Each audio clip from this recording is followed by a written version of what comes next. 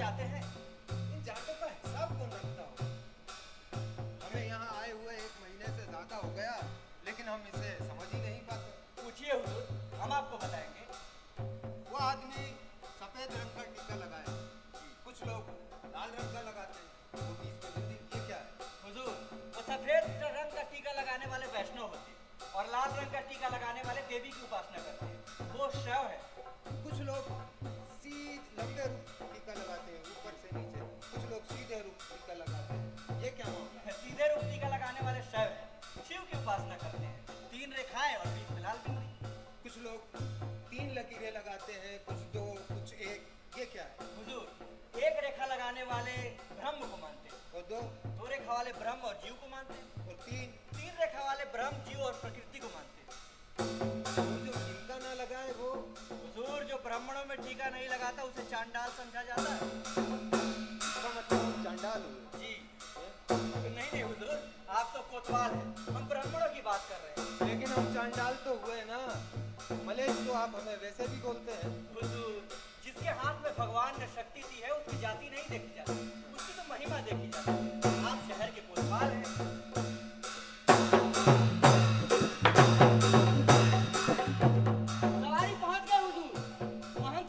मठ की नींव रखने आए हैं और वहीं बड़े मंदिर में मूर्ति की स्थापना भी करेंगे। भाई, हमने सुना है कि मंदिर वगैरह में जो मूर्तियां होती हैं उसे मुस्लिम कारीगर बनाते हैं। जी हाँ, लेकिन मंदिर में उसकी स्थापना से पहले उस पर गंगा जल छिड़कर पवित्र किया जाता है। प्राण प्रतिष्ठा बाद में होती है। प्राण प्रतिष्ठा के बाद ही मूर्ति देवता बन पाता है, उसके पहले तो पत्थर है।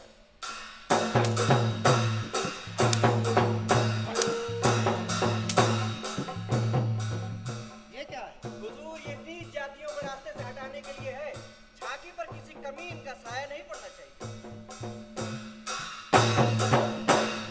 छिड़काव कर रहा है, आखिर ये कितना पानी छिड़क पाएगा? नहीं हुजूर, ये गंगा जल, रास्ते को पवित्र करने के लिए गंगा जल के 2-4 छींटे ही काफी हैं।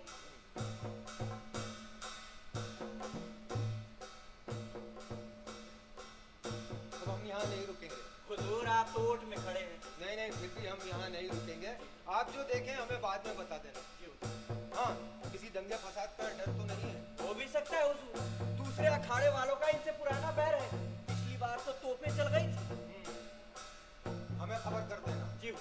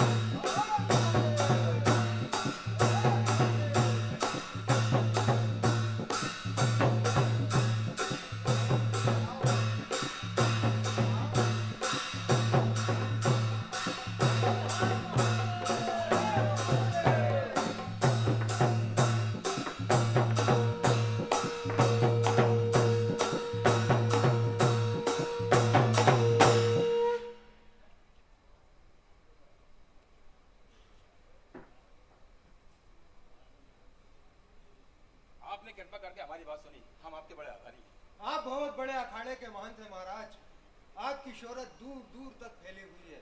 आप हमारे गरीब खाने तशरीफ लाए, इसकी हमें बहुत खुशी है। एक छोटी सी प्रार्थना और भी है। हाँ, कहिए।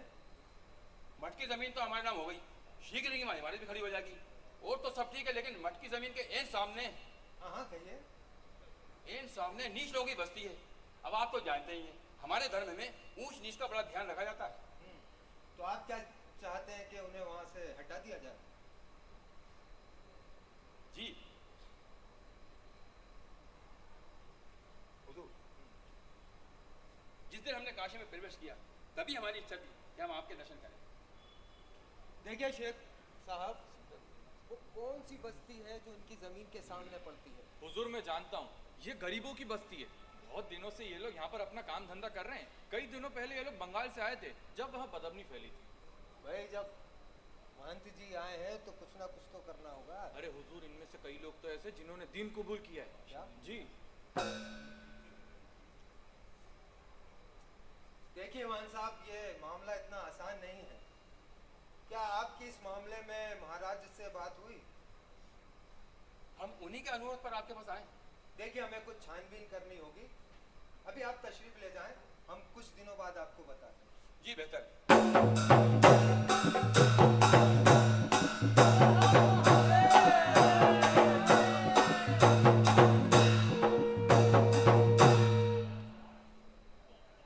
क्या बात है शेख साहब, बड़े परेशान दिखाई दे रहे हैं। हुजूर मैं हैरान हूँ, चिराग तले अंधेरा, आप इस शहर के कोतवाल हैं और आपके कान पे जू तक नहीं रेंग रही। क्या हुआ? किसी ने आपकी तौहीन कर दी क्या? मेरी नहीं हुजूर, मेरे दीन की तौहीन की है और आज से नहीं कई दिनों से करता आ रहा है, और तो और इसके साथ अब कुछ साथी भी जुट गए। साफ साफ कहिए, क्या बात है? हुजूर आपने कबीर नाम के जुलाहे का नाम तो सुना ही होगा। हाँ, वो जो शायरी करता है, कवित्व कहता है। अरे बकने दीजिए जो बकता है। हुजूर आप ये क्या कह रहे हैं? वो मस्जिद शरीफ की सीढ़ियों पर खड़े होके दीन की तौहीन करता है, आपकी अमलदारी पे कहर ढा रहा है और आप खामोश हैं। अरे कोई खप्ती जुनूनी ऐसी बातें कर सकता है? अरे हुजूर खप्ती हो या काफिर, आप इसका मुंह बंद करवाइए, वरना लोग क्या कहेंगे कि आप एक खप्ती से डर गए। अरे हुजूर आपके रहते किसी की क्या मजाल जो दीन की तौहीन करे। आप इस दिल्ली के ही शहंशाह के नुमाइंदे नहीं बल्कि इस दीन के भी नुमाइंदे। अगर आप खामोश रहेंगे तो लोग कहेंगे कि यहाँ का राजा चूंकि हिंदू है इसलिए कोई दीन के खिलाफ कुछ भी कह दे, कोतवाल कुछ नहीं कर सकता। अरे हुजूर इस आदमी के शेर और काफिये लोगों की जुबान पर चढ़े जाते हैं, जहाँ खड़ा होता हुजूर मजमा इकट्ठा कर लेता है। अरे आप ये मत समझिए कि हमें मालूम नहीं है। दीन की खिदमत मुल्ला मौलवी उतनी नहीं करते जितनी हाकिम करता है। जी हुजूर। सुनो, हम तुम्हें एक फलसफे की बात बताते जी इरशाद। हैं। आज से 1500 साल पहले ईसा मसीह का मजहब इस दुनिया में आया था और दुनिया के काफी हिस्से में फैल गया था। बताओ, उस मजहब को किसने फैलाया था? हुजूर उस मजहब में एतमाद रखने वाले लोगों ने। गलत, गलत। उस मजहब को फैलाया था हुक्मरानों ने। मजहब के नाम पे सल्तनतें बनती हैं, सल्तनतों के साए में मजहब पनपते हैं और हाकिम की तलवार दीन की खिदमत करती है। हाकिम अपने अजीज से अजीज दोस्त को सूली पे चढ़ा सकता है और खूबसूरत औरत को दफना सकता है। जी हुजूर। समझे? जी हुजूर। अगर ऐसा नहीं होता तो हाकिम क्या कभी बादशाहत कर सकता था? अब बिल्कुल नहीं हुजूर। अब बताओ, ये कबीर क्या कहता है? हुजूर कहता है मंदिर में मत जाओ, मस्जिद में मत जाओ, पंडित पुजारियों को गाली देता है, और तो और हुजूर मौलवी मुल्लाओं को भी। पंडित पुजारियों को गाली देता है तो बेशक देता रहे, लेकिन हमारे दीन को बुरा ना कहे। हुजूर ठिठोलिया करता है, मजाक उड़ाता है। जो इंसान लोगों को दीन के खिलाफ भड़काता है वो उन्हें निजाम के खिलाफ ही भड़काता है। इसका यही मतलब समझना चाहिए कि वो छोटे तबके के लोगों को इश्तियाल दे रहा है। जी हुजूर। कौन कौन लोग हैं उसके साथ? हुजूर ज्यादा तो नहीं है, उस जैसे 2-3 ही लोग हैं, लेकिन हुजूर गरीब लोगों को, हिंदू मुसलमानों को, छोटे तबके के लोगों को वो घेर लेता है, और तो और हुजूर वो लोग उसकी बातें भी सुनते हैं। बहुत मिले मोहने मीहर मीठात करे असनाना, मी पर पाथर पूजन लागे। कौन है ये? हुजूर कोई गा रहा है। क्या ये कबीर है? अरे नहीं नहीं हुजूर, उसे तो मैं जानता हूँ, ये कोई अंधा भिखारी है जो गा गा कर भीख मांग रहा है। लेकिन कबीर के कवित्व गा रहा है, जी हुजूर। वो भी हमारे घर के सामने। जी हुजूर। बुलाओ उसे। ले गया उसे।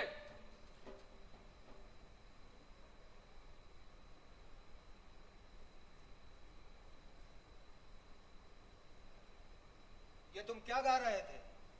कबीर थे मालिक, वही गा रहे थे। ये तुम्हें किसने सिखाया? एक दो दफा कबीर के मुख से सुना था तो कंठ हो गया। तो तुम कबीर के बहुत से कवित्व जानते हो? बहुत से तो नहीं मालिक, एक दो जरूर जानता हूँ। तो कुछ सुनाओ। जी मालिक। वही महादेव वही मोहम्मद ब्रह्मा आदम कहिए, वो हिंदू को तुर्क कहावे एक जिमी पर रहिए, वो हिंदू को तुर्क कहावे एक जिमी पर रहिए। वेद किताब पढ़े वे कुतबा वे मुल्ला वे पांडे, वेद किताब पढ़े वे कुतबा वे मुल्ला वे पांडे। होगी जोगी नाम धरायो एक माटी के भांडे, जोगी होगी नाम धरायो एक माटी के भांडे। कहत कबीर बस सुनो। बस बस बस बस। अच्छा ये बताओ कि तुम ही अकेले गाते फिरते हो या बहुत से लोग गाते हैं? बहुत से लोग गाते होंगे मालिक, हमें क्या पता। तुम कबीर को जानते हो? हाँ, एक दो दफा हमारी कुटिया में आए थे, तब से जानता हूँ। ठीक है, अब तुम जा सकते हो। बंदगी मालिक। वही महादेव वही मोहम्मद रम्मा कहिए, सुनो, इस आदमी को 5 कोड़े लगाओ और खबरदार कर दो कि फिर कभी कबीर के कवित्व गाता दिखा तो हाथी के पैर के नीचे कुचलवा दूंगा। और सुनो, यहाँ शोर ना हो।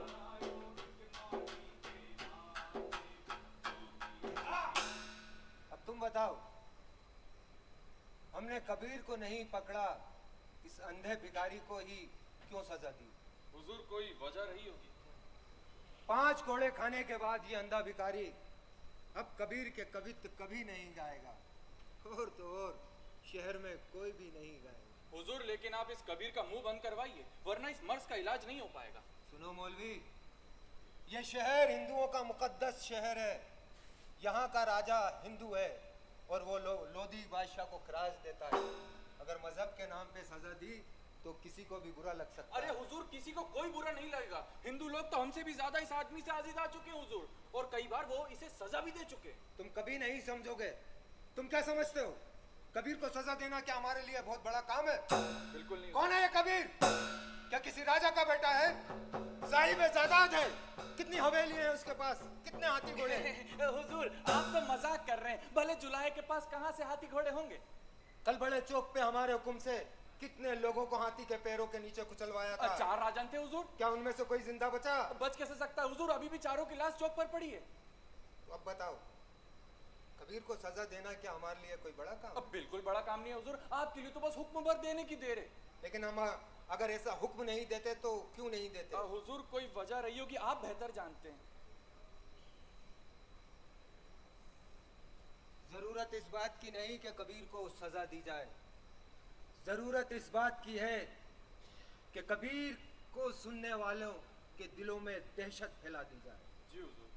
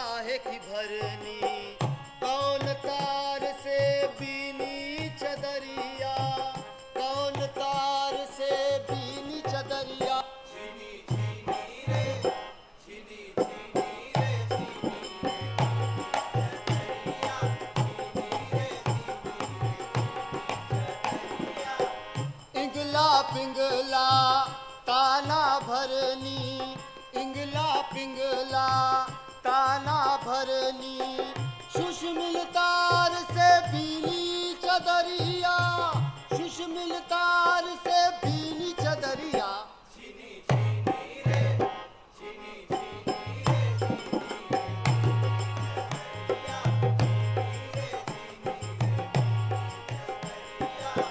सुर नर मुनि सब ने है ओढ़ी, सुर नर मुनि सब ने है ओढ़ी, ओढ़ के मैली कीनी चदरिया, ओढ़ के मैली कीनी चदरिया।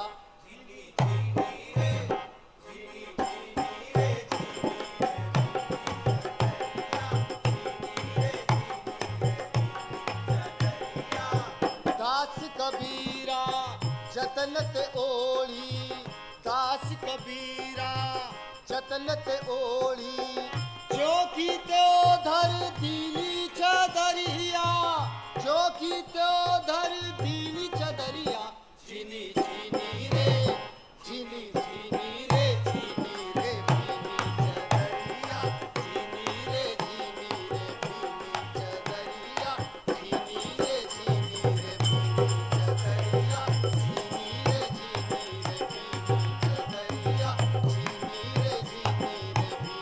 चदरिया जीनी रे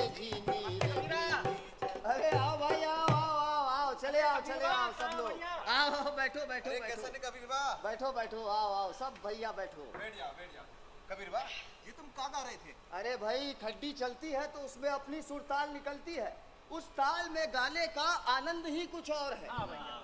कबीर बा, कल तुम किससे मिलने गए थे? अरे यही पास में एक महात्मा बैठते हैं, दक्षिण से आए हैं। पहले तो मैं उनके प्रवचन लुक छिप कर सुनता था, वो मेरे मन की बात करते हैं। उनकी बात सुनता हूँ तो ऐसा लगता है जैसे मेरी मन की गांठें खुल रही हैं। उनकी बातों में प्रेम है और भगवान की भक्ति। पहली बार जब मैंने उनका प्रवचन सुना ना रायदास जी, तो ऐसा लगा जैसे अंधेरे में रोशनी की किरण फूट रही हो।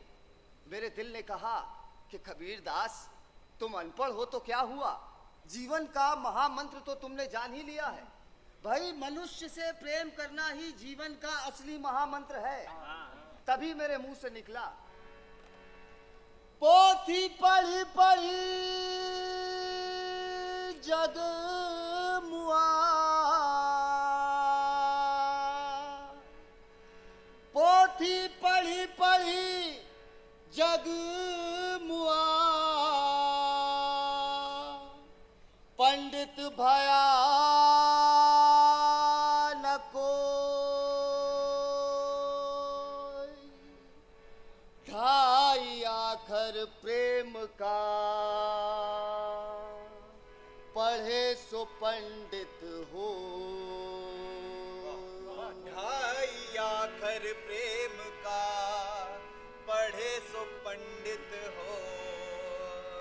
बहुत बढ़िया कबीरा।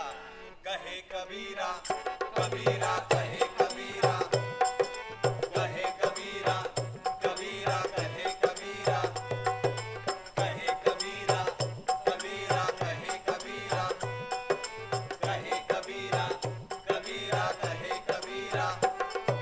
जात न पूछो साधु की, पूछ लीजियो ज्ञान, मोल करो तलवार का, पड़ा रहने दो म्यान। जात न पूछो साधु की, पूछ लीजियो ज्ञान, मोल करो तलवार का, पड़ा रहने दो म्यान। कहे कबीरा कबीरा कहे कबीरा, कहे कबीरा कबीरा कहे कबीरा। माला फेरत जुग भया, फिरा न मन का फेर, कर का मन का डार दे, मन का फेर। माला फेरत जुग भया, फिरा न मन का फेर, कर का मन का डाल दे, मन का फेर। कहे कबीरा कबीरा कहे कबीरा, कहे कबीरा कबीरा कहे कबीरा।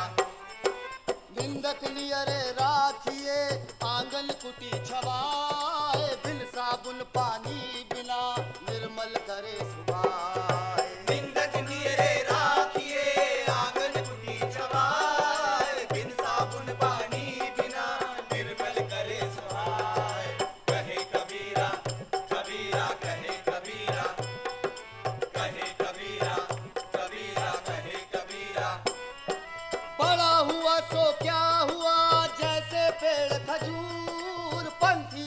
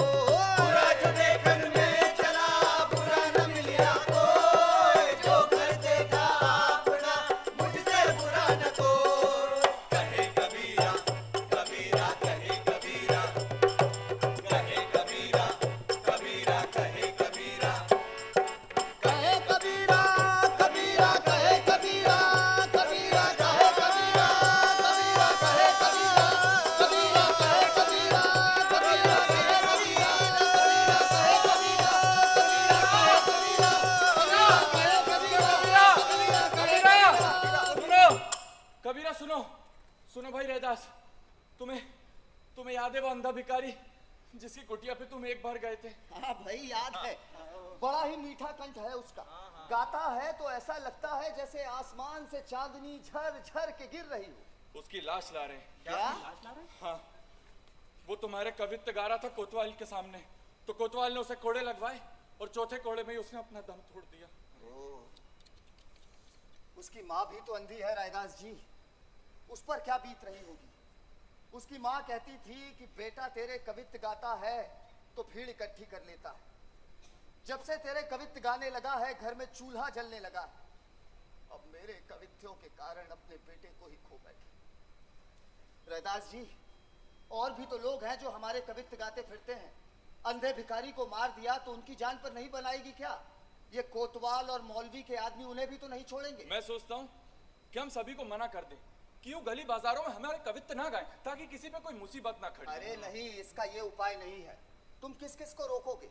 अरे ये मौलवी, मुल्ला, पंडे और कोतवाल के आदमी यही चाहते हैं कि हम लोग यहाँ बैठना छोड़ दें, अपने कवित्व गाना छोड़ दें।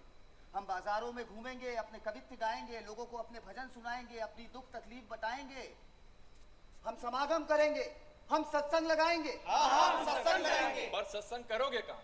अरे कहीं भी, गली बाजार में घूम घूम कर गाया करेंगे। यही पास में एक चबूतरा है, उस पर जाकर बैठ जाया करेंगे। और क्या?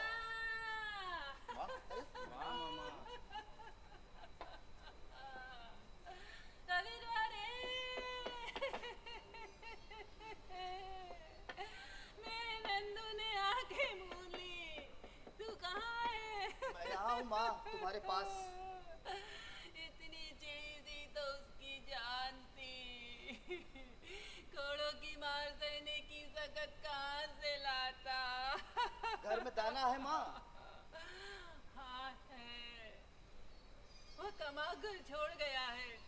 खुद तो कुछ नहीं खाता था, पर अपनी अंधी माँ के लिए छोड़ गया है। मैं भी तेरे कवित गाऊंगी नंदू बेटा, मैं भी तेरे कवित गाऊंगी। मैं भी नंदू की तेरे गली गली कवित गाऊंगी। और माँ, तुम्हें जो कोड़े पड़े तो? जो कोड़े नंदू की पीठ पर पड़े थे वो मेरी ही पीठ पर पड़े थे बेटा। बच्चे की पीठ पर पड़ने वाले कोड़े माँ की ही पीठ पर पड़ते हैं, पर मैं मरी नहीं। नंदू मर गया, मैं सह लूंगी कबीरबा, मैं सह लूंगी। नंदू का मन न सह लिया तो कोड़ों की मान न सहूंगी। अब मैं गली गली गाऊंगी, अब मैं गाऊंगी और वो सुनेगा, सुनेगा ना कबीरबा? हाँ, जरूर सुनेगा। अरे तुम कहाँ जा रही हो माँ? तुम हमारे यहाँ क्यों नहीं चली आती? मैं अपने नंदू के पास जाऊंगी रे। जालिमों ने उसे कोड़े मार मार कर मार डाला। मैं भी तुम्हारे साथ आता हूँ। नहीं नहीं कबीरबा, मैं माई को छोड़ाता हूँ। हाँ, माइक को छोड़ो, जाओ आराम से। मैं चली जाऊंगी रे। सुनो कबीर भाई, हम इधर सत्संग करेंगे, मुल्ला पंडे हमें छोड़ेंगे नहीं। हाकिम को भी बुरा लगेगा। तो मैं सोचता हूँ हम इन लोगों को अपने साथ क्यों बिठाएं? हमारी वजह से इन पर क्यों मुसीबत आए? अरे तुम किस किस को रोकोगे? दुखी जन तो तुम्हारे साथ आएंगे ही। जिस दिल को तुम्हारी बात अच्छी लगेगी वो तुम्हारे साथ आएगा। रैदास जी, हम आप तो भजन कीर्तन कर लेते हैं, अपने कवित्व कह लेते हैं, मगर भावना तो उनके मन में भी वैसी ही है। तुम ठीक कहते हो कबीर। तो ये फैसला हुआ, हम लोग सत्संग करेंगे। सत्संग करेंगे। हाँ, सुबह सवेरा बैठा करेंगे और दिन चढ़ते चढ़ते अपने अपने कार्यों पर निकल जाया करेंगे। मैंने सुना है सुबह सुबह यहाँ से बहुत से लोग निकलते हैं। ब्राह्मणों को पता चलेगा, वो तो अपना रास्ता ही बदल लेंगे। ये तो और भी अच्छी बात है, कुछ तो होगा ही। आप लोग अपने अपने मित्रों को खबर कर दीजिए, मैं भी बस्ती में खबर करके आता सुनो हूँ। कबीर, तुमने अच्छी तरह सोच विचार कर लिया, इस काम में बड़ा जोखिम है। समझू देख मन मीत पियरवा, आशिक होकर रोना क्या रे। कहे कबीर प्रेम का मार्ग, सिर देना तो रोना क्या रे।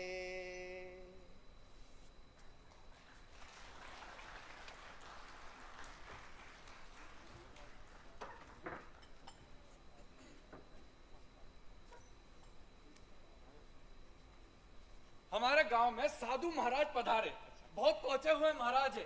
हम सोचे कि हम अपना संग का समाधान लेके साधु महाराज के पास जाएं, तो हम यूं हाथ बांध के खड़े हो गए। हम कहे महाराज, योग साधना करने वाले को घर बार छोड़ देना चाहिए क्या? वो यूं तेवर चढ़ा के मुझे देख के बोले, कौन जात? हम बोले भगवान, हम आपके सेवक हैं। वो यूं फिर तेवर चढ़ा के पूछे मुझसे, कौन जात? हम कहे बच जात, नीच जात, हम छोटी जात के हैं मालिक। तो साधु महाराज ने डंडा उठा लिया और हम वहां से भाग आए। लो बशीरा भी आ गया। अरे भैया यहीं जमा होगा ना? हाँ। हमने सोचा छिड़काव में अभी देर है और फिर यहाँ से सीधा होकर काम पर चले जाएंगे भैया। और क्या? बशीरा, तुम काशी के रहने वाले हो ना? मैं तो शायद दिल्ली का रहने वाला हूँ। अच्छा अच्छा। और लो रेदास जी भी आ गए। बढ़िया बढ़िया। रेदास जी, हम सबको तो कहते हैं कि जल्दी पहुंच जाना, और अब खुद ही देर से आए हो, बताओ। अब क्या करें, देर हो जाती है। और इसे भी उठा लाए। अब इसे कहाँ रखते, इसे भी उठा लाए। अब ठिकाना कहाँ होगा? अरे हमारे संग रहेंगे और क्या? बनारस में 200 गलियां और 100 घाट, भाई जगह की क्या कमी? ये तो तुमने सही कही, लेकिन हम सत्संग करेंगे कहाँ? अरे यहीं सड़क के किनारे बैठ जाएंगे और क्या? हाँ, ये बात सही कही। एक बार भाई सत्संग बैठ जाए, भाई लोगों को पता चल जाए, फिर कोई बात नहीं है। अरे लो, कबीरा भी आ गया। अरे भैया यहाँ जमावड़ा हुआ है, अभी देर से पहुँचे। अरे यही पास में हमें गुरु दीक्षा मिली थी। कहाँ पर? यही पंचगंगा घाट में। ऐसे ही सुबह सवेरे का समय रहा होगा। चलो ठीक है, अब सब लोग आ गए हैं, अब सत्संग शुरू करते हैं। बैठो भाई बैठो अपने कबीरा? स्थान पर। कबीरा, कैसे भजन करेंगे?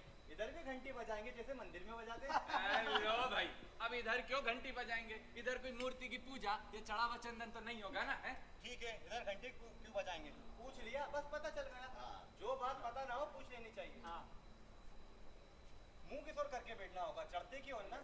अरे तुम्हारा जिस ओर मन करे तुम उस ओर मुंह करके बैठो, भगवान तुम्हें वही नजर आएंगे। तुम्हें किस ओर नजर आते हैं? मुझे तो चारों ओर भगवान नजर आते हैं। ये भी तुमने खरी कही, पर चारों ओर मुंह करके कोई कैसे बैठ सकता भैया? तुम्हारा जिस ओर मन करे उस ओर मुंह करके बैठो, भगवान वही मौजूद होंगे। तू किस ओर मुंह करके बैठेगा? मैं तो तुम्हारी ओर मुंह करके बैठूंगा। ठीक है भैया, हम भी तेरी ओर मुंह करके बैठेंगे। बैठ जा भाई साहब। हाँ तो भाई रायदास जी, अब देर नहीं करनी चाहिए। कोई नया शब्द? जाति भी ओछी कर्म भी ओछा, जात भी ओछी कर्म भी ओछा, ओछा कसब हमारा, नीचे से प्रभु चुकियो है, कहे रे दास हमारा, कहे रे दास हमारा, कहे रे दास हमारा। वाह वाह वाह वाह बहुत बढ़िया। रायदास जी, वाह। कबीरा, तुम भी कुछ सुना दो भैया। हाँ हाँ कबीरा, तुम भी सुना दो। लाली मेरे लाल की जित देखूं तित लाल, लाली मेरे लाल की जित देखूं तित लाल, और लाली देखन मैं गई सो मैं भी हो गई लाल। मोको कहा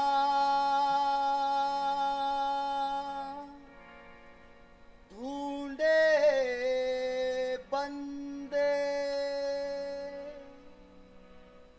मैं तो तेरे पास में, मैं तो तेरे पास में।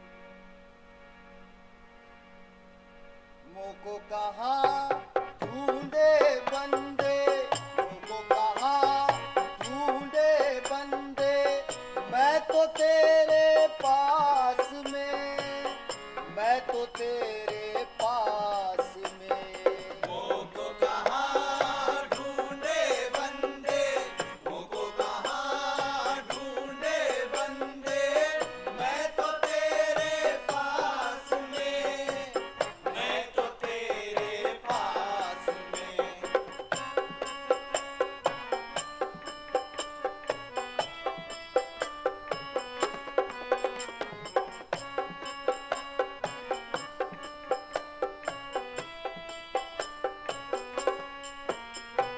ना तीरथ में ना मूरत में ना एकांत निवास में, ना तीरथ में ना मूरत में ना एकांत निवास में, ना मंदिर में ना मस्जिद में, ना मंदिर में ना मस्जिद में, ना काबे कैलाश में।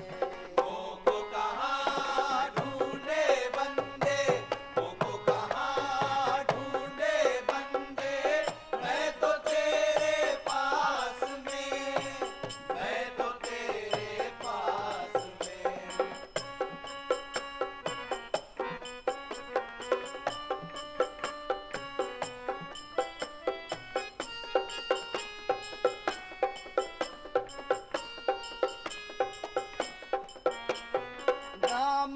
जप में, ना मैं तप में, ना मैं व्रत उपवास में, ना मैं जप में, ना मैं तप में, ना मैं व्रत उपवास में, ना ही कोनो क्रिया कर्म में, ना ही कोनो क्रिया कर्म में, ना ही योग संन्यास में। मोको कहाँ ढूंढे बंदे, मोको कहाँ ढूंढे बंदे, मैं तो तेरे पास में, मैं तो तेरे पास में।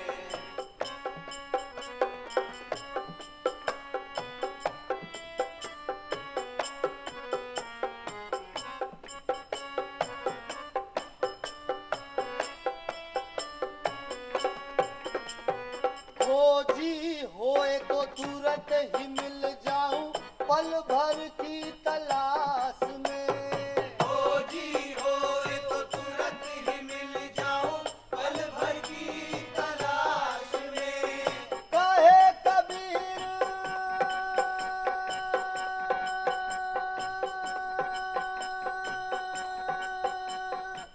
कहे कबीर सुनो भाई साधो, कहे कबीर सुनो भाई साधो, मैं तो हूँ विश्वास में।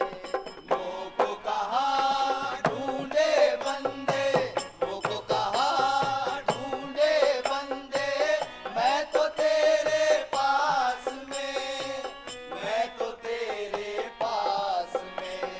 मोको कहाँ ढूंढे बंदे, मोको कहाँ ढूंढे बंदे, मैं तो तेरे पास में, मैं तो तेरे पास में, मैं तो तेरे पास में, मैं तो तेरे पास में, मैं तो तेरे पास। कबीरा, आग लग गई है। आग लग गई? अरे कहाँ आग लग गई? सारा का सारा झोपड़ा जल गया है। आग बस्ती में भी फैल गई है। अरे किसका झोपड़ा जल गया? अरे तुम्हारा झोपड़ा जल गया है। माँ बापू तो ठीक है? तेरे बापू को लपट लगी है, दोनों हाथ झुलस गए। वो अंदर से कपड़े लत्ते निकाल रहा था। ये तो होना ही था रैदास जी, आज नहीं होता तो कल होता। बापू के दोनों हाथ झुलस गए? अरे दोनों खटियां भी जल गई हैं। उधर धुआं ही धुआं भर रहा है। कबीरा, तुम ऐसा करो, तुम मेरे यहाँ चले आओ। अरे तेरा अपना ठिकाना तो है नहीं, 3 लोगों को कहाँ रखेगा? बस्ती में और लोग हैं, उनका बड़ा सहारा है। रैदास जी, आप सत्संग बनाए रखिएगा। अगर यहाँ बैठना छोड़ दिया तो ये कोतवाल, मौलवी और पंडे के आदमी हमें यहाँ बैठने भी नहीं देंगे। कबीरवा, हम हर तरह से हम सब तुम्हारे साथ हैं, लेकिन हम ये नहीं चाहते कि तुम पर कोई आँच आए। ये मजहबी लोग, मुंडा, पंडित, कोई तुम्हें नहीं छोड़ेगा और ना जाने किस दिन क्या कर बैठे। हंसी हंसी कंत ना पाइयो, जिन पाया तिन रोई, जो हंसी हंसी ही हरी मिले, सो होना दुहागिन कोई। रैदास जी, सत्संग बनाए रखिए। आजा बचुआ। चलो भाई लोग, सत्संग बनाए रखेंगे। आ जाओ भाई लोग, बैठ जाओ बैठ जाओ, सत्संग बनाए रखना। मोको कहाँ ढूंढे बंदे, मोको कहाँ ढूंढे बंदे, मैं तो तेरे पास में, मैं तो तेरे पास में। मोको कहाँ ढूंढे बंदे, मोको कहाँ ढूंढे बंदे, मैं तो तेरे पास में, मैं तो तेरे पास में, मैं तो तेरे पास में, मैं तो तेरे पास में।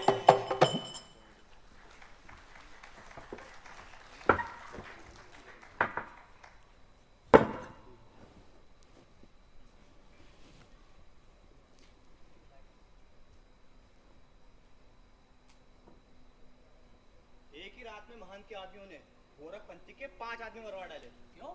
क्यों क्या? यही तो झगड़ा था। महंत नहीं चाहते कि दोनों मठों के दरवाजे साथ साथ हो। दोनों मठों के आसपास की गलियां एकदम सूनी पड़ी हैं। साधु हाथ में बर्छा उठाए, दीवारों के पीछे, गलियों के मोड़ों पर खड़े, और किसी भी वक्त कुछ भी हो सकता है। चुप भी तो नहीं रहा जाता। सेना, कबीर की जगह अगर तुम होते तो तुमने वही करते जो कबीर ने किया। नहीं, सेना होता तो ऐसा नहीं करता। कबीर तो मुंह फट बोल देता। सेना होता तो कहता, साधु महाराज, मेरी पीठ पर कोड़े मार लीजिए, मगर इस मासूम से कुछ मत कहिए। क्यों सेना, ऐसा ही कहता ना। शोभा यात्रा पर जितने भी साधु निकलते हैं सभी भांग धतूरा पीकर निकलते हैं, और ऐसे आदमियों से हमें उलझना नहीं चाहिए।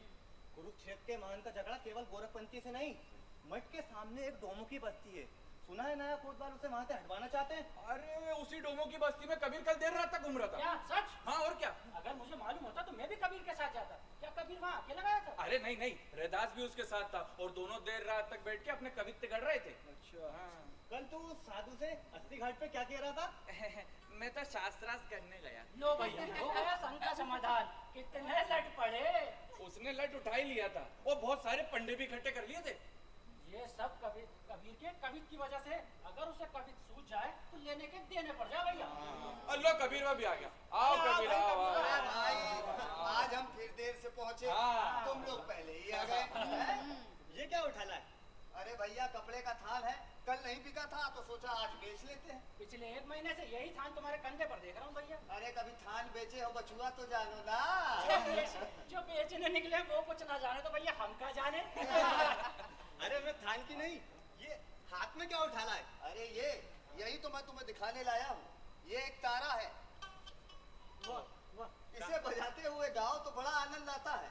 कहाँ से उठाना है? अरे मैंने इसे अपने हाथों से बनाया है, तुम्हारे लिए भी एक बना दूं? हाँ। हमारा ईश्वर भी एक और हमारे एक तारे का तारा भी एक। कल मैं तुम्हारे घर गया था भैया। हाँ। तुम्हारे बाबू ने मुझे बाहर से चलता कर दिया। अच्छा। बोले इधर मत आया करो, इधर कोई कबीर नहीं। इतने में तुम्हारी मैया आई और बोली, बेटा कबीर को कुछ समझाओ, ये बकवास छोड़े और खट्टी चलाए। मैं तुम्हारे घर जाता हूँ तो तुम्हारे बाबा मुझे चलता कर देते हैं। तुम घर आए थे पर माई ने तो मुझे ऐसा नहीं बताया। वो तुम्हें क्यों बताएंगी? वो सब तो तुम्हारे ब्याह कराने पे तुले हुए हैं। अरे तुम कब से माई के सलाहकार बन गए? तुम माई को नहीं जानते, तुम्हें यूं फांस लेगी कि तुम्हें पता भी नहीं चलेगा और तुम गली गली दुआरे दुआरे गांव गांव मेरे लिए दुल्हनिया ढूंढते फिरोगे। क्या हुआ कबीर वाह, क्या सोच रहे हो? यही कि करतार ने भी माई को कैसा बनाया है, न मैं उसका बेटा न वो मेरी माई, पर फिर भी वो हर वक्त मुझे अपनी ओट में लिए रहती है, हर वक्त मेरे बारे में सोचती रहती है।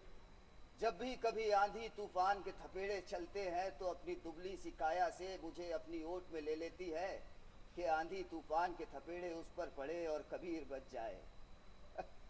इतनी भोली सी तो है मेरी माँ, पर फिर भी ये सोचती है कि दुनिया के हर दुख तकलीफ से मुझे बचा लेगी। माई के दिल में कोई बाती जलती है, प्रेम की बाती, और उसी की लौ में वो हर वक्त जीती रहती है। क्या हुआ कबीर, कहाँ पहुंच गए? यही सोच रहा हूँ भाई कि जिसके दिल में प्रेम है उसके दिल में भगवान वास करते हैं। लो रैदास जी भी आ गए। अरे आओ भाई रैदास, काहे मुंह लटकाए हुए हो? अरे अपनी तो घर से छुट्टी हो गई। क्यों, क्या हुआ? अरे बाप मुझे बाहर का रास्ता दिखा दिया। अब तुम जो करता वैसे करते फिरते हो, ये तो होना ही था। क्या हुआ, क्या कहा बापू ने? अरे बापू ने बोला कि कल तुम वहाँ बस्ती में क्या कर रहे थे? कल तुम हम वहाँ पर कवित्व गा रहे थे ना। हाँ, हाँ। किसी ने जाके बापू से शिकायत कर दी। अरे चलो ये तो और अच्छा हुआ, अब और ज्यादा घूम घूम कर गाया करेंगे, सुबह से लेके शाम तक बस कवित्व भजन यही किया करेंगे, और जब थक जाएंगे तो इसी चबूतरे पे आकर बैठ जाएंगे। हम अपने सर के नीचे कपड़े का थान लगा लेंगे और तुम अपने सर के नीचे ये पेटी। तो मैंने सुना है कुरुक्षेत्र के महंत कल कोतवाल से मिलने गए थे। किस काम से भैया? अरे इसी डोमो की बस्ती को खुड़वाने के लिए। ये महंत के नए मठ के सामने जो पड़ती है, और देखना भैया बहुत लोग बेघर होंगे। और बस्ती के लोग ये समझते हैं कि मठ बनेगा तो उनको रोजगार मिलेगा। ये नया महान बड़ा जालिम आदमी है। कबीर भाई, तुम्हारा उस बस्ती के लोंडे का क्या हाल है जो शोभा यात्रा के दिन जिसके पीठ पर चाबुक पड़ा था? अरे मत पूछ भाई, तुमने उसकी पीठ देखी होती ना, जिसे उन जालिमों ने कोड़े मार मार कर छल्ली कर दिया था, तब तुम उन लोगों से नहीं डरते। अरे ये सब तो यूं ही चलता रहेगा, ये सब तो चाहते ही यही है कि हम लोग सब खत्म हो जाएं, बर्बाद हो जाएं। लेकिन हम तो राम भजन में व्यस्त हैं, हमें क्या मतलब किसी से। जो सुख पायो राम भजन में, सो सुख ना ही अमीरी में, मन लागो मेरो यार फकीरी में। मन ना मन लागो मन लागो यार फकीरी में यार फकीरी में यार फकीरी में।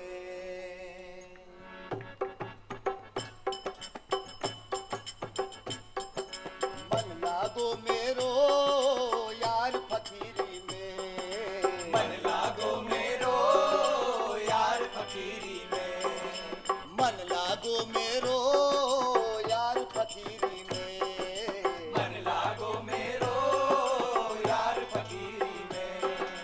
जो सुख पायो राम भजन में सो सुख नाही अमीरी में जो सुख पायो राम भजन में सो सुख नाही अमीरी में जो सुख पायो राम भजन में सो सुख नाही अमीरी में जो सुख पायो राम भजन में सो सुख नाही अमीरी में। भला बुरा सबका सुन लीजो भला बुरा सबका सुन लीजो कर गुजरान गरीबी में ओ मन लागो मेरो यार फकीरी में मन लागो मेरो यार फकीरी में।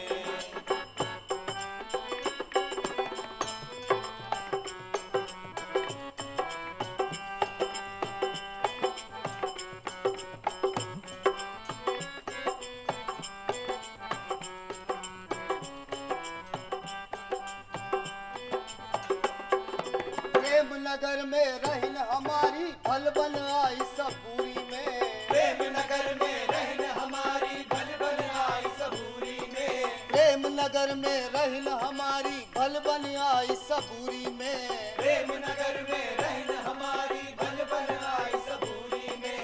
हाथ में खूंटी बगल में सोटा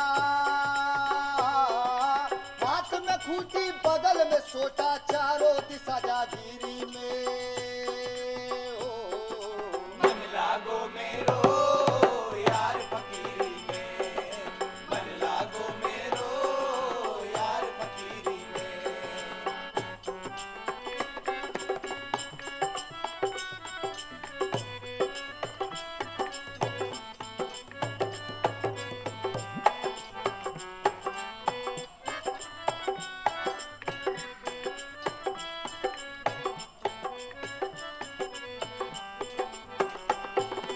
आखिर ये तन खाक मिलेगा कहाँ फिरत मगरूरी में आखिर ये तन खाक मिलेगा कहाँ फिरत मगरूरी में आखिर ये तन खाक मिलेगा कहाँ फिरत मगरूरी में आखिर ये तन खाक मिलेगा कहाँ फिरत मगरूरी में।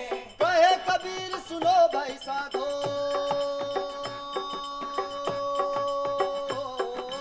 कहे कबीर सुनो भाई साधो कहे कबीर सुनो भाई साधो साहिब मिले सबूरी में ओ मन लागो मेरो यार फकीरी में मन लागो मेरो यार फकीरी में मन लागो मेरो यार फकीरी में मन लागो मेरो यार फकीरी में यार फकीरी में यार फकीरी में यार फकीरी में यार फकीरी में।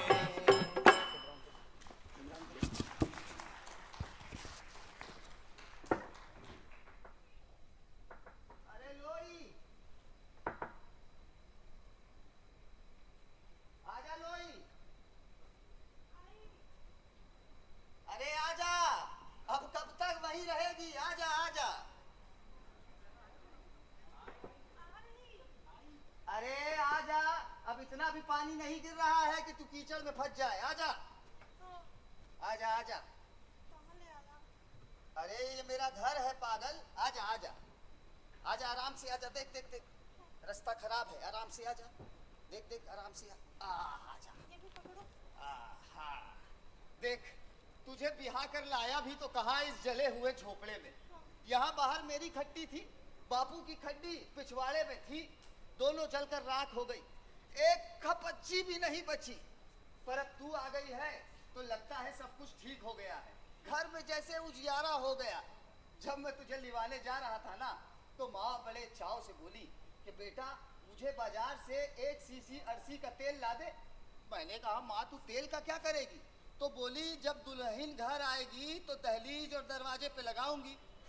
मैंने कहा माँ जब घर ही नहीं बचा, दीवार ही नहीं बची, दहलीज ही नहीं बची, तो तू तेल कहाँ लगाएगी? और फिर लोई से क्या छुपा है? वो ये जला हुआ झोपड़ा नहीं देखेगी क्या?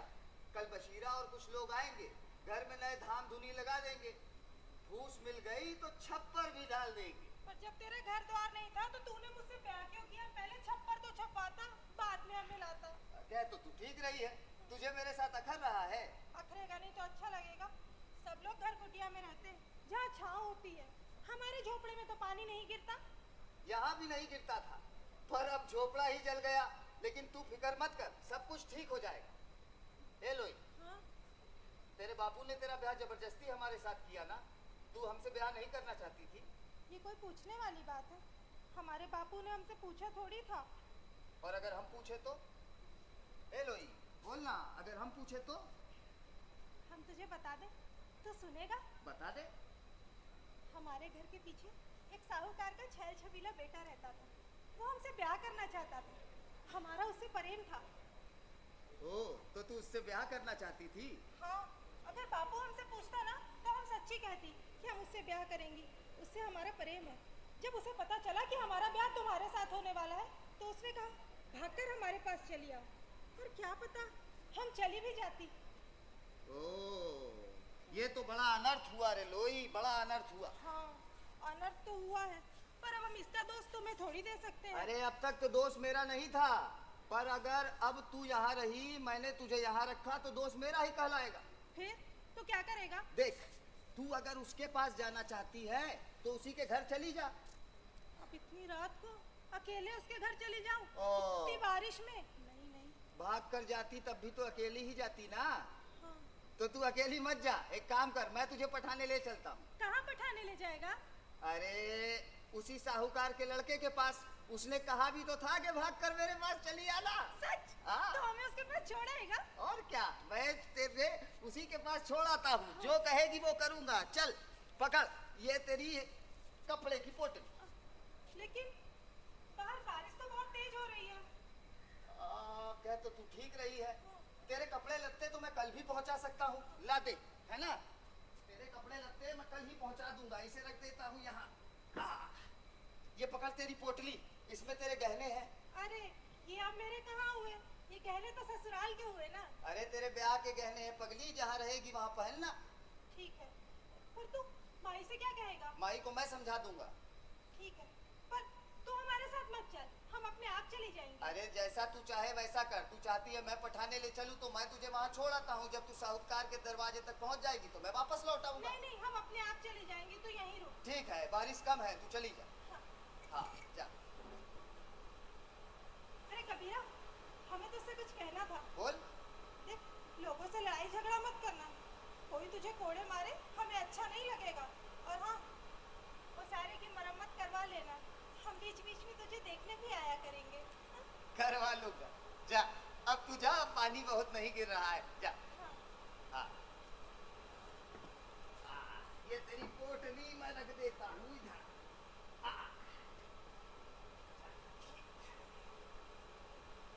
अरे लोई, तो जा। हाँ।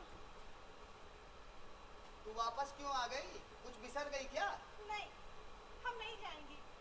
पर तुझे तो उससे प्रेम था। पर हम कहीं नहीं जाएंगे, बाप। हम यहीं रहेंगे तुम्हारे साथ। बाहर खड़ी खड़ी भीग रही है। तो हाथ पकड़ के अंदर लिवा ले। आजा। तू इतनी जल्दी कैसे लौट आई लोई? बस लौट आई। तेरे घर नहीं आती तो नहीं आती। अब जब आ गई हूँ तो तुझे छोड़कर कैसे चली जाऊँ? ये जिंदगानी अब तेरे संग ही काटूंगी। आगे की फिर देखा जाएगा। तुम्हें देने के लिए मेरे पास कुछ भी नहीं है। तो मैं कहाँ तुझसे कुछ मांगती हूँ? और फिर हमने सोचा। क्या सोचा? हमने सोचा कि अगर हम तुझे छोड़कर चले गए तो सब लोग तेरा कितना मजाक बनाएंगे, है ना? और तुझे बांधकर गंगा में भी फेंकेंगे। और मैं वहाँ साहूकार के चबूतरे पर खड़ी देखा करूंगी। तेरा मन भी ना लोई इतनी जल्दी बदल गया। छिल में कुछ था और छिल में कुछ हो गया। मन पलट गया।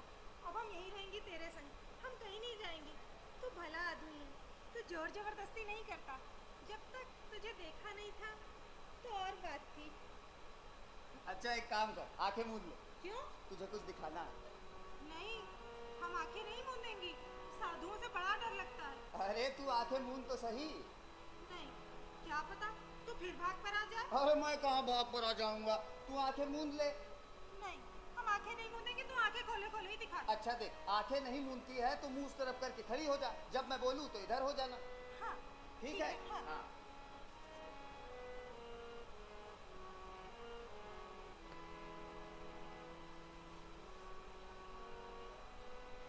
कबीरा,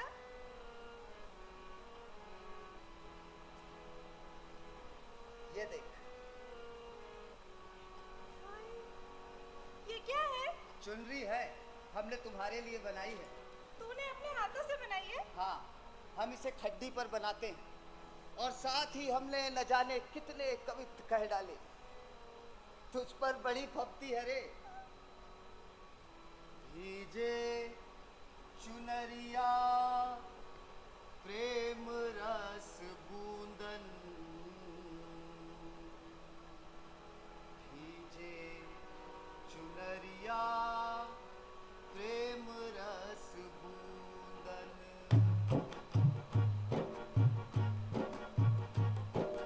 भीजे चुनरिया प्रेम रस बूंदन, भीजे चुनरिया प्रेम रस बूंदन। आरती साज के चली है सुहागन, आरती साज के चली है सुहागन, आरती साज के चली है सुहागन, आरती साज के चली है सुहागन। प्रिय अपने को ढूंढन, भीजे चुनरिया प्रेम रस बूंदन, भीजे चुनरिया प्रेम रस बूंदन, भीजे चुनरिया प्रेम रस बूंदन, भीजे चुनरिया प्रेम रस बूंदन, प्रेम रस बूंदन, प्रेम रस।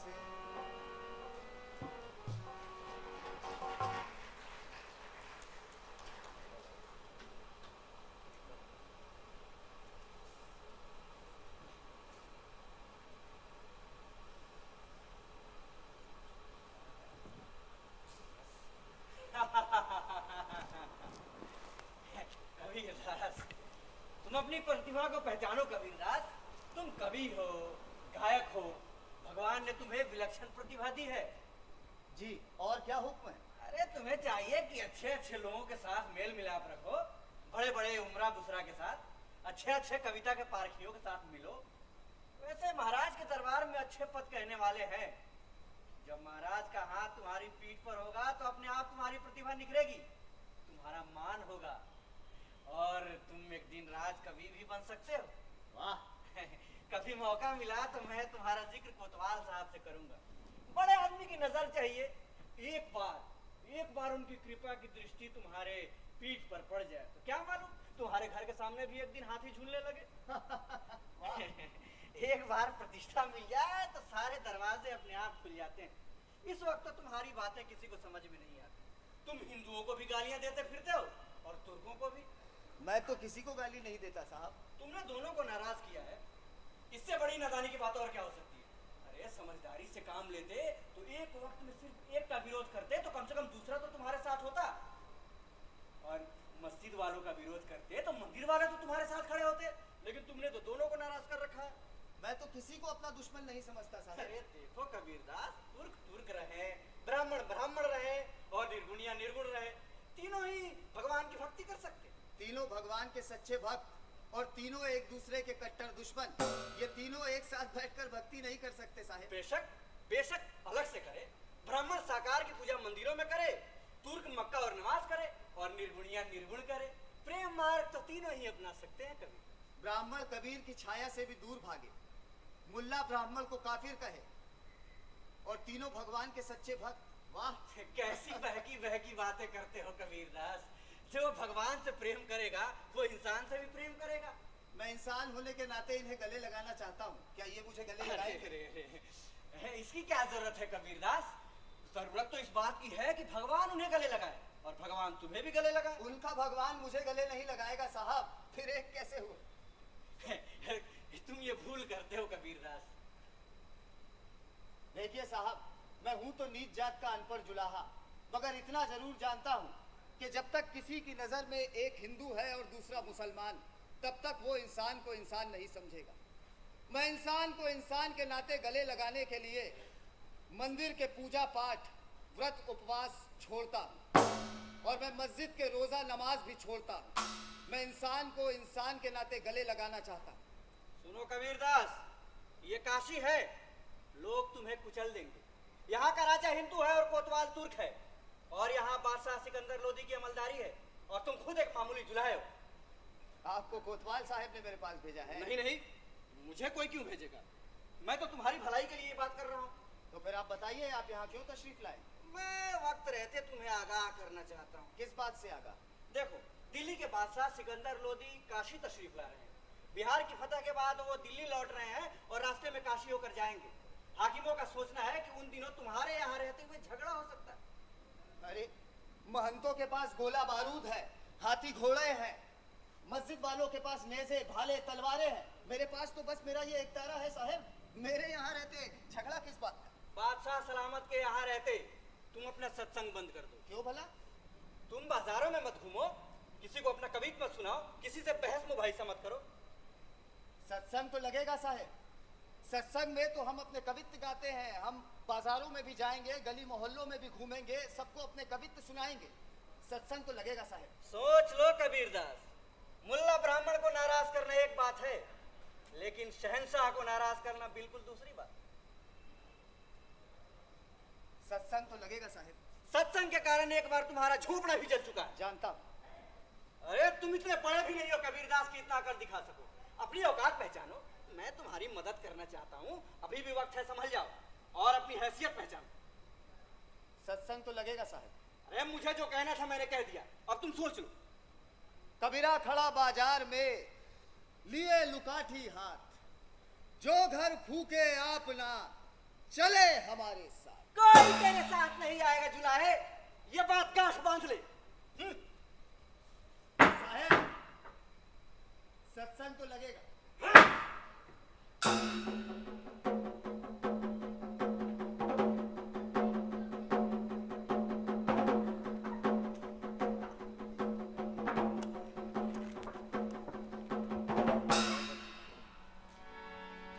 कहे कबीरा कबीरा कहे कबीरा, कहे कबीरा कबीरा कहे कबीरा, कहे कबीरा कबीरा कहे कबीरा, कहे कबीरा कबीरा कहे कबीरा। जात न पूछो साधु की, पूछ लीजियो ज्ञान, मोल करो तरवार का, बड़ा रहने दो ज्ञान। जात न पूछो साधु की, पूछ लीजियो ज्ञान, मोल करो तरवार का, बड़ा रहने दो ज्ञान। कहे कबीरा कबीरा कहे कबीरा, कहे कबीरा कबीरा कहे कबीरा। काकर पाथर जोड़ के मस्जिद लई चुनाए, ताचड़ी मुल्ला बांध दे का बहरा भया खुदा। काकर पाथर जोड़ के मस्जिद लई चुनाए, ताचड़ी मुल्ला बांध दे का बहरा भया खुदा। कहे कबीरा कबीरा कहे कबीरा, कहे कबीरा कबीरा कहे कबीरा, कहे कबीरा। पकड़ लो इन्हें, शहर से बाहर निकाल दो, ये बदअमनी फैला रहे हैं। चलो।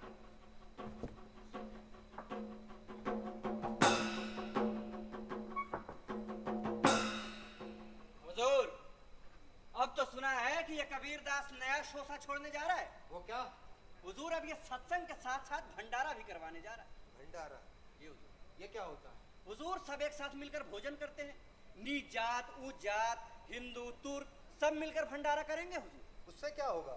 हुजूर इससे क्या होगा, धर्म की मर्यादाएं टूटेंगी, जात पात का बंधन टूटेगा। और हमने तो सुना है हुजूर, ये बीमारी सिर्फ काशी में ही नहीं फूट रही, ये देश के अन्य स्थानों में भी फूट रही है। फूट नहीं रही, फैल भी रही है। नाम भगवान का लेते हैं और आंखें बादशाहों को दिखाते हैं। अरे ये क्या आंखें दिखाएंगे, वो तो हमसे ही भूल हुई। अगर पहले ही दिन इन्हें हाथियों के पैर के नीचे कुचलवा देते तो इनके भंडारे और सत्संग सब खत्म हो जाते। बेशक हुजूर, सही कह रहे हैं आप। आ गए, क्या खबर लाए? बादशाह सलामत काशी आ गए? हुजूर, लश्कर वहां से चल पड़ा है, बादशाह सलामत काशी में पहुंचने को है। मैं जनाब को खबर दे पाने के लिए सरपट घोड़ा दौड़ाता हुआ पहुंचा हूँ। कितने दिन कयाम करेंगे? 2 दिन तक लश्कर पड़ाव डालेगा हुजूर। दूसरे दिन शाही दरबार का इंतखाब किया जाए। हुजूर, बादशाह सलामत ने ख्वाहिश जाहिर की है कि अब अपने निवास के दिनों कबीर दास नाम के फकीर से मिलना चाहते हैं। क्या कबीर से मिलना चाहते हैं? हमने तो कबीर को गिरफ्तार कर लिया है। हुजूर फरमा रहे थे कि उनके पीर शेख तकी कबीर दास का बहुत जिक्र करते हैं, इसलिए फरमाया है कि वो कबीर दास से मिलना चाहते हैं। तो पूरी बात बदल गई। हम तो बादशाह सलामत के रास्ते से उसे हटाना चाहते थे। हुजूर, बादशाह इसलिए बादशाह होते हैं, वो इंसान को पहचानते हैं। उन्होंने कबीर की खूबी को देख लिया, मगर हम नहीं देख पाए। किसी में गुण होते हैं भाई, तभी तो लोग उसे सर आंखों पे बिठाते हैं। उसके सत्संग में 20 लोग यूं ही कौन आते हैं? हुजूर, हमने इस आदमी को कितना दंड दिया, इसको गंगा में डुबाया गया, इसकी चमड़ी उधेली गई, इसको मस्त हाथी के पैर तले डाला गया, लेकिन हुजूर उसको आंच तक नहीं आई। जरूर कोई पहुंचा हुआ फकीर है, इसलिए बच गया। जरूर कोई खुदादाद ताकत है, कोई नूर है, सभी लोग आते हैं। बेशक हुजूर, बेशक। जब मैंने पहली बार कबीर को देखा तो देखता ही रह गया, उसके चेहरे से नजर ही नहीं हट रही थी, ऐसा नूर टपकता था। तो फिर यह तय रहा कि कबीर को छोड़ दिया जाए और वो यहीं बने रहे। जी हुजूर, जिस जगह ये बैठते हैं वहाँ की साफ सफाई करवाते हैं, सरकारी भिश्ती भेजकर पानी का छिड़काव करवाते हैं और थोड़ी बहुत साज सजावट करवाते हैं। कुछ इत्र, हाँ क्या कहते हैं, केवड़ा वगैरह, केवड़ा, गुलाब जल, वो भी छिड़कवा हाँ, दीजिए। हो सकता है बादशाह सलामत उससे वहीं मिले। जी जी हुजूर, हम इनका जमाव तोड़ते रहे और इनके साथी पर कोड़े बरसाते रहे, और बादशाह सलामत खुद इनसे मिलने आ रहे हैं। अब बादशाह के दिल की था कौन पा सकता हुजूर? कबीर दास का ऐसा सितारा चमका है, जरूर ये कोई पहुंचा हुआ पीर पैगंबर है। जी हुजूर। तो हम संभल गए, बादशाह सलामत की आमद से संभल गए, नहीं तो हम ना जाने कबीर के साथ क्या कर बैठते और हमारा क्या होता। जी बादशाह सलामत को पता नहीं चला। जी हुजूर, जी हुजूर।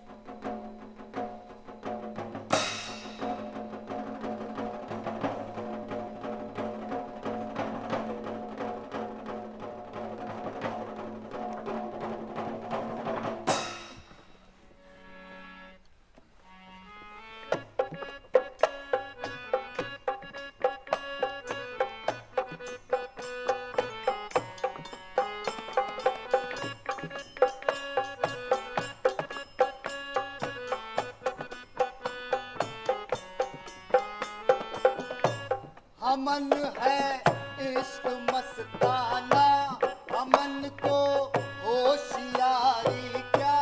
अमन है इश्क मस्ताना, अमन को होशियारी क्या। रहे आजाद जग से, अमन दुनिया से यारी क्या। अमन दुनिया से यारी क्या, अमन दुनिया से यारी क्या। जो बिछड़े हैं प्यारे से, भटक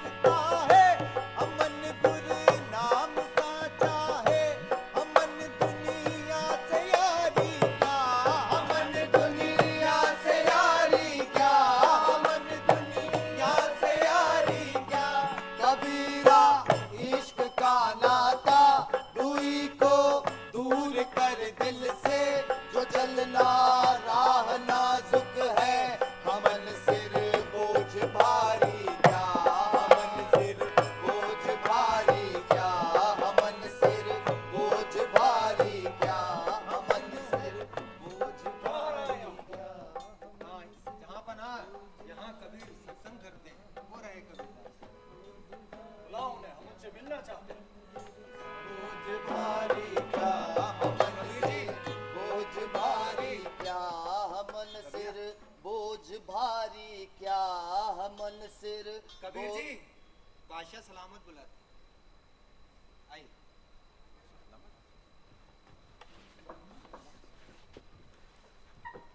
हुजूर, तो तुम हो कबीर दास। हमने तुम्हारा नाम सुना है। हमारे पीर तकी अक्सर तुम्हारा जिक्र करते हैं। उनकी इनायत है हुजूर। तुम यहाँ सड़क के किनारे क्या कर रहे हो? भगवान का नाम लेते हैं साहिब। क्यों? इबादत के लिए तुम्हें कहीं और जगह नहीं मिली क्या?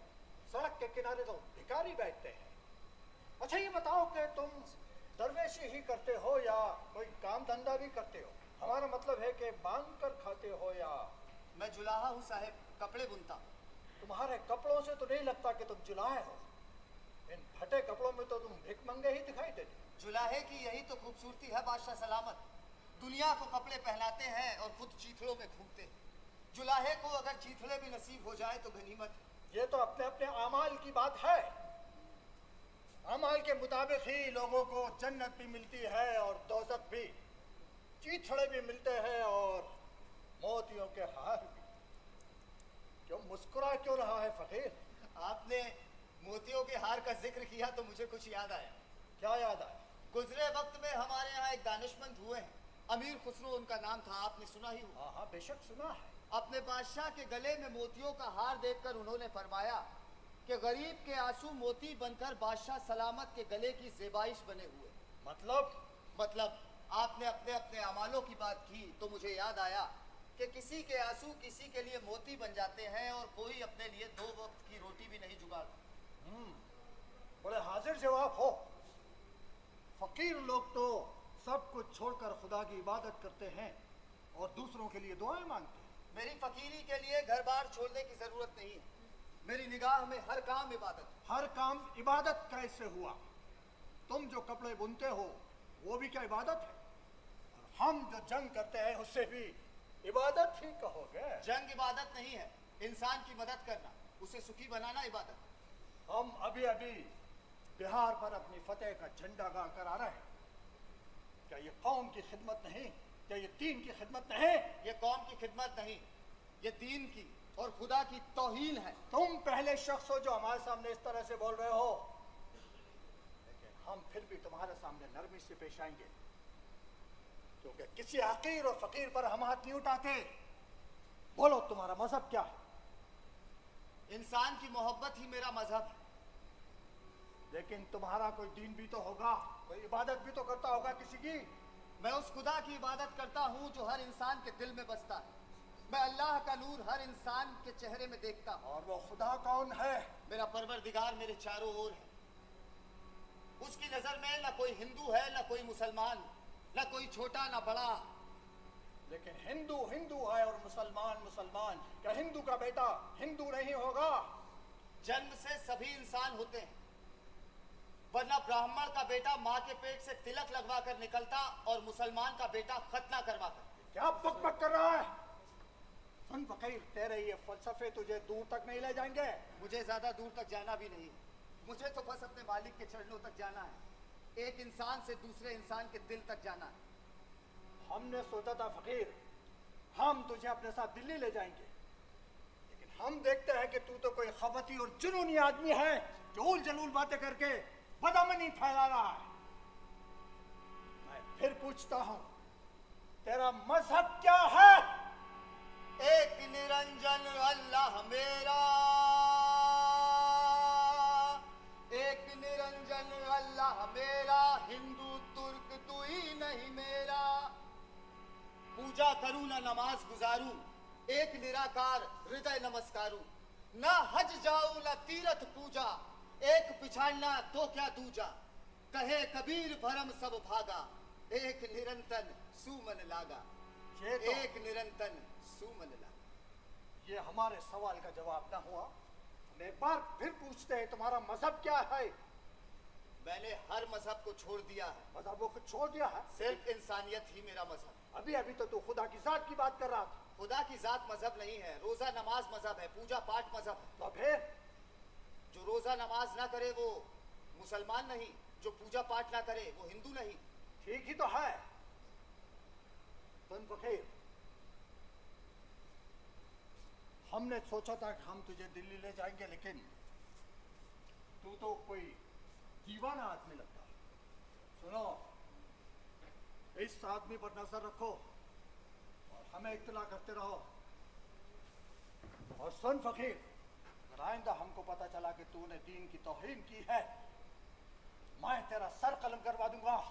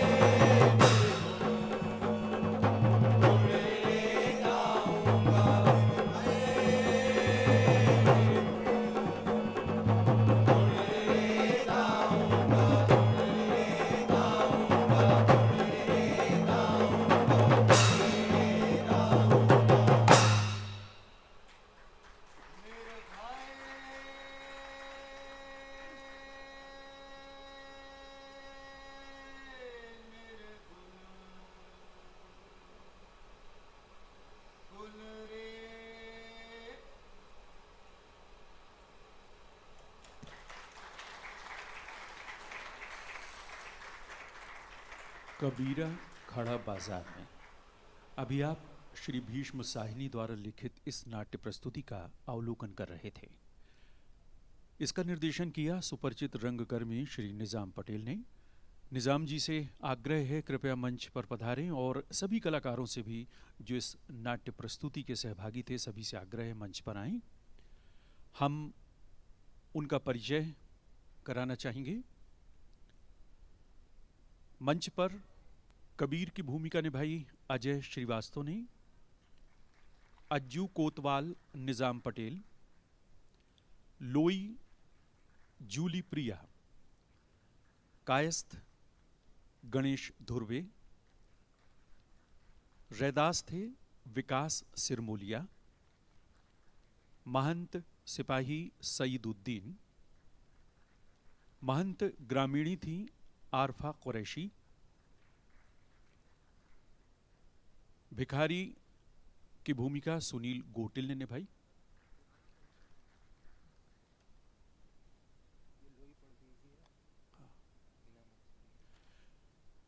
लोई की भूमिका हिना मंसूरी ने निभाई थी, थोड़ा सा संशोधन है। कायस्थ की भूमिका इमरान जी ने निभाई थी। मैं सिकंदर लोदी की भूमिका ओबेदुल्ला खान ने निभाई थी।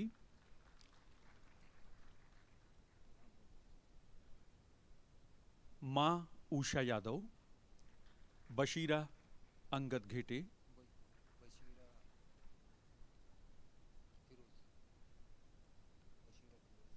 बशीरा की भूमिका फिरोज जी ने निभाई थी। जी, मंच से परे जिनका सहयोग रहा इस प्रस्तुति में, परिकल्पना निजाम पटेल, मंच सामग्री शकील चांद और फिरोज खान, वेशभूषा राहत खान, प्रकाश परिकल्पना एवं संचालन धन्नू जी, कोरस में थे रवि मौर्य, अंगद घेटे और फराज खान, संगीत विकास सिरमोलिया का था, ताल वाद्य पर जितेंद्र अहिरवार और सुनील गोटिल,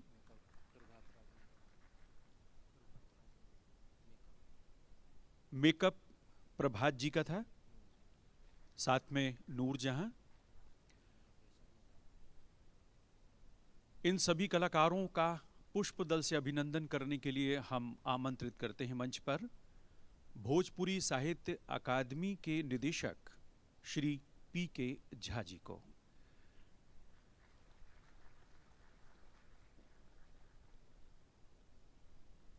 आपको बता दें, कला विविधताओं के प्रदर्शन की श्रृंखला गमक में आज की प्रस्तुति भोजपुरी साहित्य अकादमी की ओर से थी। सभी कलाकारों का पुष्पदल भेंट कर उनका अभिनंदन किया जा रहा है। निर्देशक निजाम पटेल और सभी साथी कलाकार जो मंच पर जिन्हें आपने देखा, उनका अभिनंदन।